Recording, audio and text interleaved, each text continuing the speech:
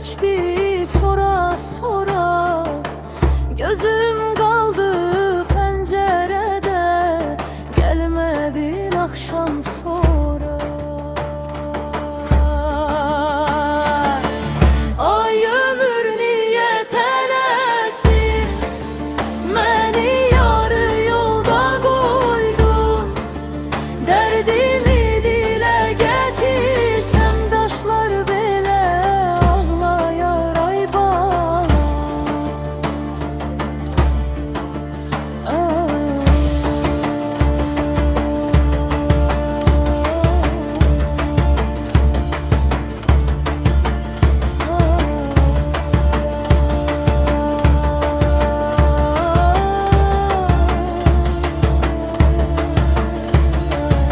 Saçım aldı, könlüm diri, hele sönmez bu ocak.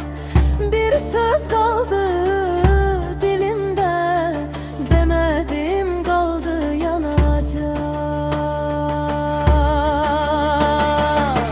Ay ömür niye tələsdin, beni yarı yolda koydun, derdimi bile getirsem daşlar böyle ağlayar ay bala.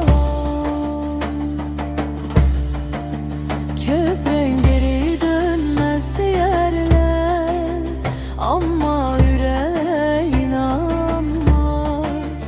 Bir ümit saklar sinemde, bu can sensiz dayanmaz.